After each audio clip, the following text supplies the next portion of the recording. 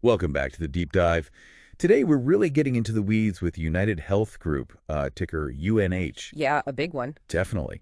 If you're tracking healthcare giants or just curious how a company this big handles, growth and some serious challenges, this deep dive is for you. Absolutely. Our goal, we've got this great research report from Compassco, plus recent earnings calls and transcripts.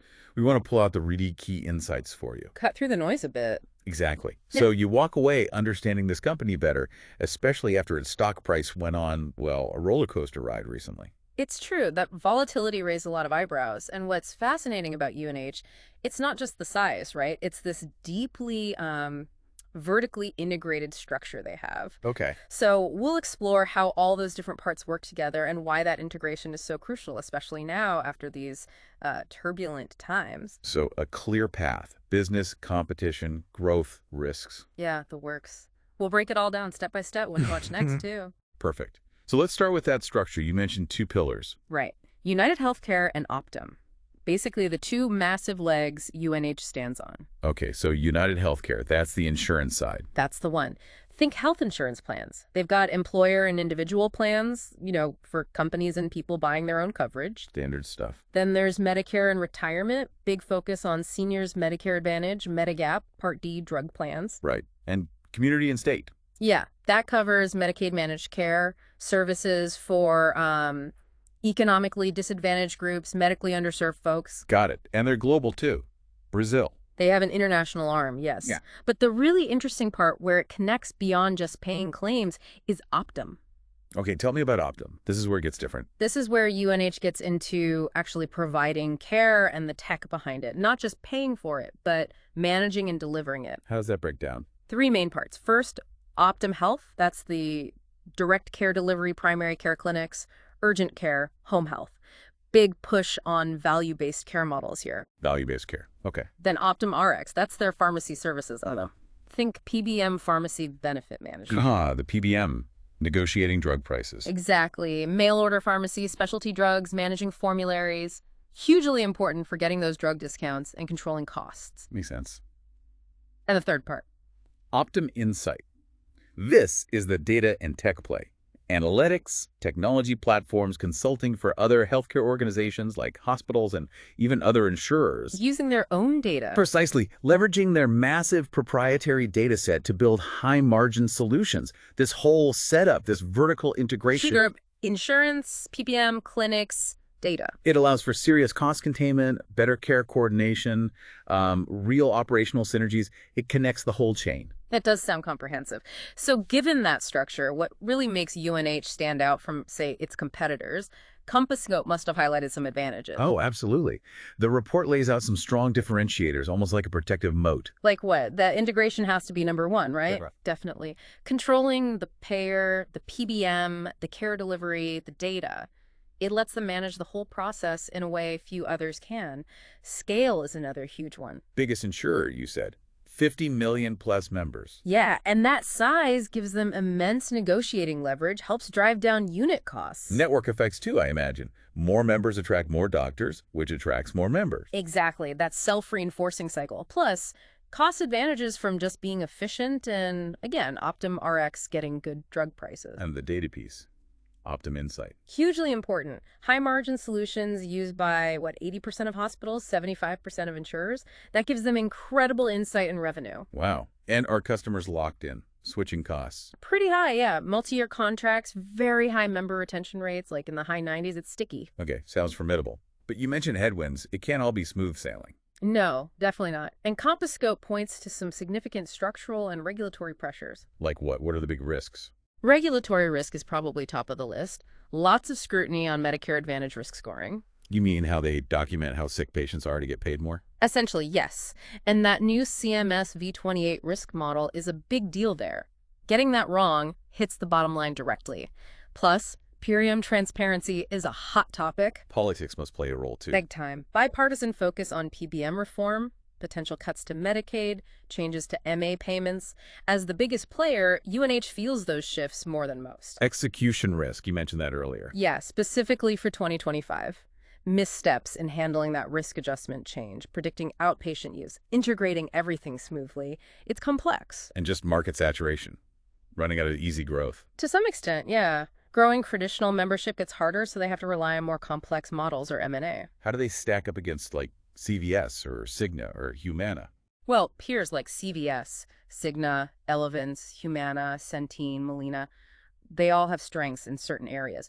But CompuScope's view is that UNH still has the most comprehensive integrated model.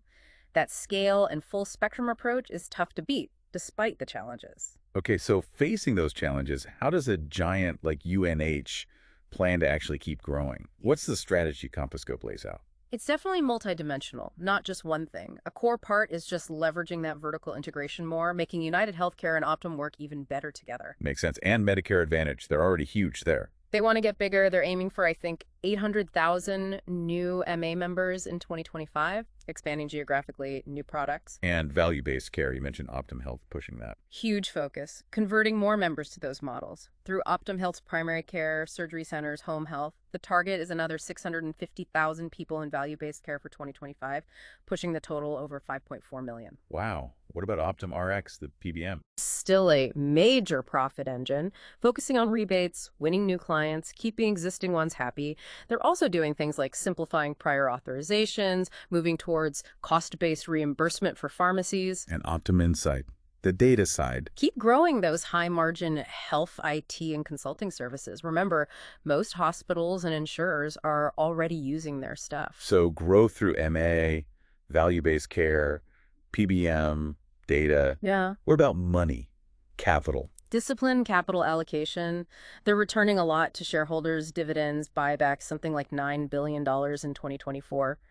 But also keeping powder dry for M&A, another $13 billion plan for deals in 2024. And they're spread across different markets, right? Not just MA. Yeah, Medicare, Medicaid, the ACA marketplaces, commercial. That diversification helps. Okay, that strategy looks solid on paper. Recurring revenues, high margin bits. Right, and they have a history of actually making that vertical integration work, which isn't easy. The infrastructure's there, but there are risks to the strategy too. The same ones we talked about. Regulatory.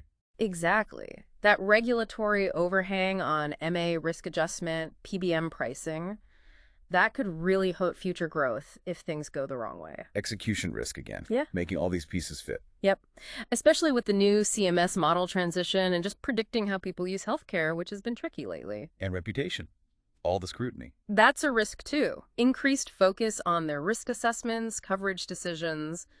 It matters. But compared to peers, You still think UNH is better positioned? generally, yes. While others have strong niches, UNH's sheer breadth and integration give it, let's say, more levers to pull for long-term growth, even with the headwinds. Let's dig into that execution risk more. CompuScope said it's elevated right now. That sounds critical. It is. It means the day-to-day running of the business is facing more hurdles than usual. What specifically? You mentioned the MA cost surge. Yeah, that was a big one. They just didn't anticipate how much outpatient and physician services would spike in MA early in 2025. Yeah. Led to that big earnings guidance cut. And importantly, it was just MA, not commercial or Medicaid. And the V28 model transition. They admitted issues there. They did. The former CEO, Andrew Whitty, was quite candid, said, we're not executing on the model transition as well as we should. That directly hit revenue, especially for complex patients managed by Optum Health. Problems with risk coding, workflows. Risk coding meaning documenting how sick people are. Precisely. Getting it right under the new, stricter rules. They also had issues assessing the health of new members coming from plans that exited the market. Costs didn't match the revenue they expected. So mismatch. Right. And just the sheer complexity of making UnitedHealthcare and Optum work perfectly together, it requires constant, precise coordination. And the CEO change adds uncertainty. Whitty out. Hemsley back in. It adds a layer, yes. Questions about strategic continuity.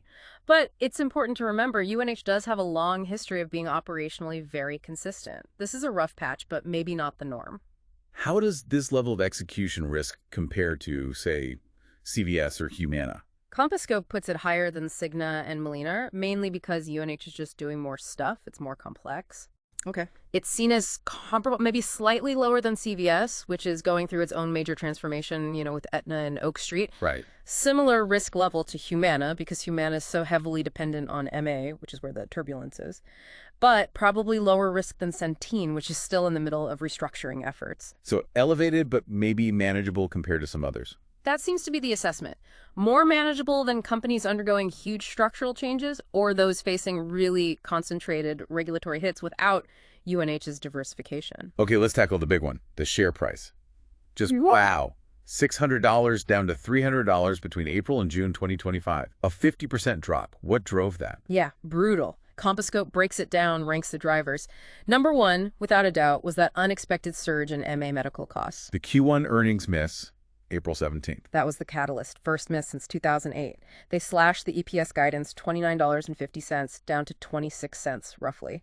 Blamed this unprecedented spike in outpatient and physician use by new MA members, plus lingering funding cuts. Stock dropped 23% in one day. Wiped out $120 billion. Ouch. What was number two? That earnings shock directly led to number two. On May 13th, they pulled their full-year guidance completely, suspended it, and announced the CEO swapped Whitty out, Hemsley back in. Signaling things were worse than expected. That's how the market read it. Management admitted MA utilization was still accelerating and broadening. That amplified the fear. Stock fell another, 16–18%? Okay, so costs and guidance. What else? Probes. Yes, number three, escalating DOJ and congressional investigations. Headlines from Feb to May about a criminal Medicare fraud probe, plus renewed antitrust scrutiny focusing on Optum. Fraud. Like upcoding. That was a concern raised, yeah. Fears of massive clawback, billions potentially, and questions about whether Optum's power would be curtailed. Anything else piling on? Fourth driver was the lingering fallout from that massive Change Healthcare cyber attack back in 2024. Right, I remember that huge breach. UNH raised the cost estimate to almost $2.9 billion. Confirmed data on maybe 190 million Americans was exposed. So ongoing litigation risk, reputational damage, it all added pressure. And just general bad news. Yeah, number five was just a stream of negative headlines, an expose on some nursing home payments, warnings from other insurers about rising costs. It created this negative feedback loop, making it hard for the stock to find a bottom. That's quite a perfect storm. So were these UNH-specific problems or industry-wide? And was the market thinking actual fraud? Good question. Composcope argues the MA cost shock itself was industry-wide. Pretty much all the big MA players had warned about utilization trends earlier. So UNH was just late to the party. Kind of. Late to fully acknowledge the extent of it. That surprised investors who thought UNH's scale and data gave them some immunity. So it resets the margin expectations, sure, but doesn't kill the underlying advantages. And the guidance pull and CEO swap. Just bad signaling. Mostly signaling, yeah. Peers lowered guidance, but replacing the CEO. That really spooked people about internal controls. Hemsley coming back might signal stability, but it definitely hit management credibility. Did it erode their core advantages, though? The moat? Composcope says the moat narrowed, didn't disappear. Scale, diversification, data, maybe slightly dented perception, but still powerful regulatory position, capital efficiency, mostly intact, just maybe operating at a lower baseline for now. Okay, but the fraud fears, were they justified? The report suggests the panic felt like fraud fears, maybe because UNH had been such a steady performer. When they finally stumbled, people suspected the worst, especially with the DOJ probe headlines. But the probe itself? Important detail. The main DOJ case mentioned is civil, not criminal, and relates to things from 2009–2016. No current accounting fraud allegations were made public. So Occam's razor, the simplest explanation? Probably. The utilization spike is real. The crazy stock drop reflects the surprise factor for a defensive premium Stark, plus a higher discount now for regulatory risk. Not necessarily proven fraud. So the takeaway is a major derating. Yeah. From best-in-class immune performer down to just another MA insurer facing headline risk. The current valuation basically has a huge prove-it-to-me discount baked in. Okay, that context is really helpful. Let's shift to what the company actually said recently. The April 17th earnings call. Any key updates? Yeah. Whitty and John Rex were pretty candid. They confirmed that Q1 MA care activity spiked, like twice the 2024 rate. Specifically doctors and outpatient, not commercial, not Medicaid, just MA. And the issues with new members. Right. They specifically mentioned unanticipated changes in Optum Medicare membership hitting 2025 revenue. New folks coming in from plans that exited the market just weren't engaging as much. Lower engagement meant lower reimbursement levels within Optum Health. And the V28 transition. They owned up to execution issues. Whitty did. Quote, "It is complicated, but we're not executing on the model transition as well as we should." Direct admission. So what are they doing about it? Trying to get those complex patients properly engaged in value-based programs, more consistent outreach like home visits, assessing new patients' health status better, and investing in physician workflows to handle that V28 coding transition more smoothly. But growth isn't dead. They still expect to add members. Despite the headwinds, yeah. Still aiming for 800,000 more MA members in 2025. Optum Health still on track for 650,000 net new value-based care patients. OptumRx is having a strong selling season. Revenue was up 14% in Q1. Commercial membership grew too. And OptumRx is making changes. Prior authorization. Yeah, removing prior auth on 80 drugs, over 10% of the total. Trying to align pharmacy payments closer to actual drug costs. Using AI more too, directed 26 million calls. Expected to handle over half in 2025. Interesting nuances there. You mentioned follow-on visits after preventative care. Yeah, the company noted that good preventative care, like in-home visits, is actually leading to more specialist outpatient follow-ups. An interesting dynamic. And the group retiree business got hit hard. Disproportionately so, yes. That segment saw big premium hikes due to Medicare funding cuts, and utilization spiked there significantly. And the new Optum Health patients being less engaged, they see that as temporary. They do. They believe it's because those members came from plans that maybe weren't managing them as proactively under the V28 rules.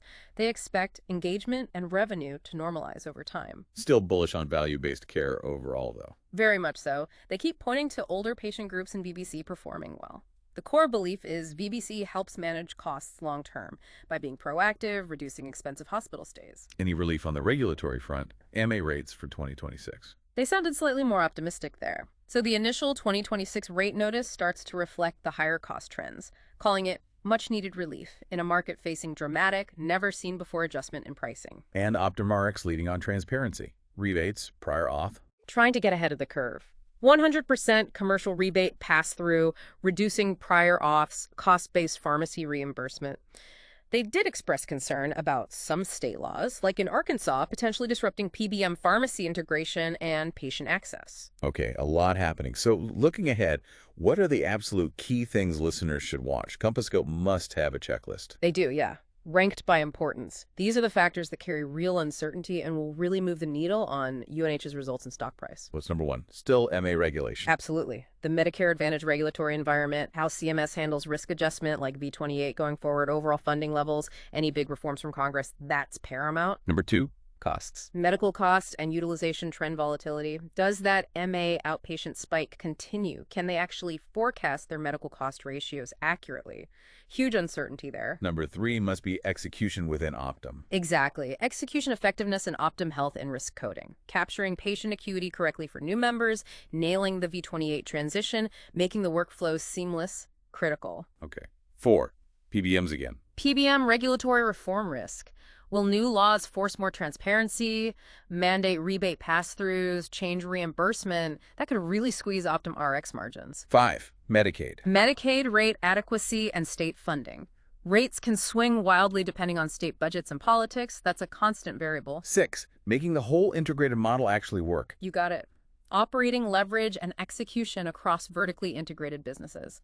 Keeping UnitedHealthcare, Optum Rx, Optum Health, Optum Insight, all humming together smoothly. Seven, politics more broadly. Political and policy developments affecting healthcare funding. Election outcomes matter for MA, Medicaid, ACA, plus general scrutiny of these big health conglomerates. Eight, tech risk. Cyber. Technology and cybersecurity risk. Reliability of AI, data privacy. The Change Healthcare breach is a stark reminder there. Nine, the economy. Inflation. Macroeconomic environment and cost inflation. Rising medical costs, interest rates, general inflation. It all plays a role. And finally, 10, competition. Competitive dynamics and disruptive innovation. New players emerging, maybe retail or tech companies getting more serious, how existing peers execute their strategies. That's a lot to track. Yeah. Seems like that show me discount is justified. For sure. The market needs proof that 2025 was just, a blip, a one-year pothole, not a permanent detour. Upside really depends on them demonstrating solid execution going forward. Well, that was definitely a deep dive. We've covered UNH's complex structure, its advantages, the serious headwinds, that dramatic stock collapse, and what to watch. We've really pulled back the curtain. It's a complex beast, for sure. Hopefully this gives you, our listener, that shortcut we talked about. A clearer understanding of the forces shaping one of healthcare's biggest players. Those aha moments. And maybe raises some bigger questions, too. What really stands out to you after hearing all this? connecting it to the bigger picture, the UNH story isn't just about one stock. It makes you wonder, in this era of rising costs and regulatory pressure, how well can even the biggest, most integrated companies adapt, especially to rapid policy shifts? How does that balance between innovation, cost control, and actually engaging patients? How does that evolve from here? Lots to think about. What further questions does this spark for your own exploration? Exactly. Thank you for joining us on this deep dive. Until next time, keep learning, keep questioning, and stay curious. This content is produced by Compasscope.com. For more than 1,100 public listed companies, find detailed research reports, visual mind maps, earnings call analysis, and audio discussions on Compasscope.com.